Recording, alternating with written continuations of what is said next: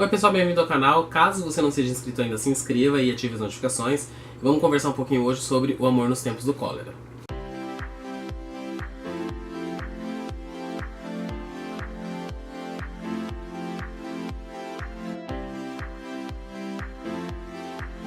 Bom, eu havia feito a leitura dos 100 Anos de Solidão e eu me apaixonei profundamente pela narrativa do Gabriel Garcia Marques. E aí, como existia essa edição linda também de comemoração do amor nos tempos do cólera, comecei a ler ele junto com a minha amiga Eliomara. Esse livro aqui ele começa com a morte de um padre, de um cardeal ali, que é muito amigo do Juvenal Urbasa, que é um médico ali da cidade, muito respeitado, já um senhor de idade.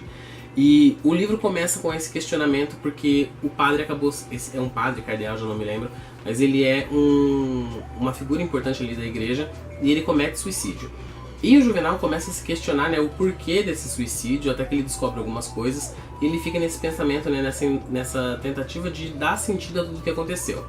E a vida vai continuando e ele tem um periquito, um papagaio, que acaba voando e fugindo de casa.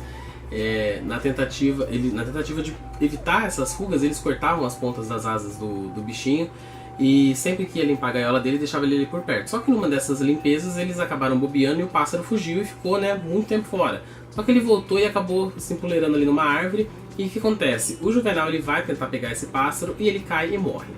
Calma que isso não é spoiler, tudo isso acontece no começo do livro. O Juvenal ele é casado com a Fermina Daza. E a Fermina é uma senhora já de idade, né? E ela começa a sofrer, né? Afinal o marido dela faleceu. E a gente vai voltar mais de 50 anos no tempo para conhecer a Fermina Daza quando ela era uma garota. E também o Florentino Ariza, que também era um jovem na época. E a gente vai descobrir, né, que o livro na verdade se trata sobre a história de amor dos dois, do Florentino e da Fermina. O Florentino trabalhava numa agência dos Correios e ele foi levar, não era uma agência dos Correios, mas era algo do tipo. E ele foi levar um telegrama pro pai da Fermina quando os dois eram garotinhos, né? Não garotinhos, né? Adolescentes. Vocês me entenderam. E aí, quando ele vai entregar esse telegrama, ele acaba vendo a Fermina ali na casa e ele fica deslumbrado com ela.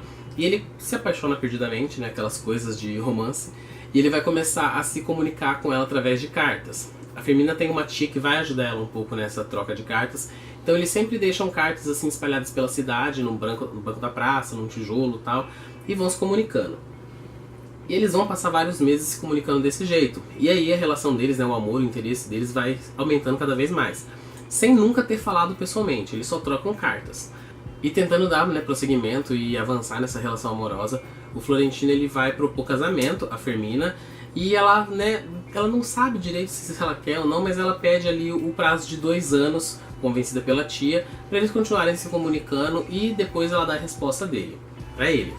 E aí o que acontece? O pai da Fermina vai acabar descobrindo tudo que está acontecendo, vai expulsar a tia de casa e vai levar essa garota para longe. E isso vai fazer uma ruptura aí da relação dos dois, e quando eles finalmente voltam a se encontrar, é uma coisa muito absurda porque o Florentino ainda tá muito apaixonado por ela, só que quando ela bate o olho nele, ela fala, não, não é isso que eu quero. Desista.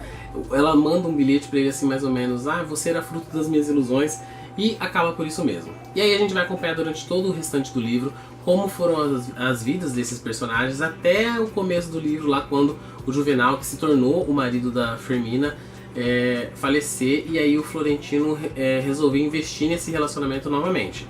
Então ele foi um cara que esperou aí mais de 50 anos pela pessoa amada. Claro que ele, né, aproveitou bastante a vida. Tem uma parte aqui do livro onde é relatado que ele teve mais de 500 casos amorosos. E tudo assim tão bem escondido que as pessoas, né, achavam que ele tinha algum problema ou que ele sofria de algum trauma, porque as pessoas nunca viam ele com ninguém. Era tudo, né, um caso assim bem sexual mesmo, né, relegado ali à encolha na cama. E ele não assumia nada desses casos aí para a sociedade. Eu gostei bastante desse livro, só que no meio ele teve uma amornada na leitura. Ele começou uma leitura muito gostosa e depois ele ficou um pouquinho arrastado, só que assim, no último terço do livro o ritmo se recuperou. Eu não sei se o livro realmente se arrasta assim no meio ou se eu fui prejudicado por outras leituras que eu estava fazendo na mesma época, porque eu estava lendo A Hora das Bruxas. Se você já viu a minha resenha sobre esse livro, você vai saber o porquê aquilo me atrapalhou tanto. Aquele livro me deu uma ressaca gigantesca. Mas o final desse livro eu achei uma das coisas assim mais lindas. Bastante aquele estilo de pessoas que se reinventam mesmo tarde da vida, então gostei bastante. E tem essa edição linda, né? Assim como o 100 Anos de Solidão, ele vem com essa mini jacket. Ele tem uma capa em soft touch, maciazinha, capa dura. A diagramação, as páginas, tudo daquele jeitinho que a gente gosta. E é um livro que é muito bom. Eu não gostei tanto dele quanto eu gostei de 100 Anos de Solidão, mas ele ainda assim é muito bom, muito superior a tantos outros livros que a gente leu. É claro que, né, eu não tenho nem capacidade intelectual para me aprofundar muito nessa história, mas você pode ler, ter aí a sua própria opinião. Se você já leu, deixa aí nos comentários o que você já achou, o que você achou, né, do Amor nos Tempos do Cólera. Não se esqueça de se inscrever aqui no canal e até a próxima leitura.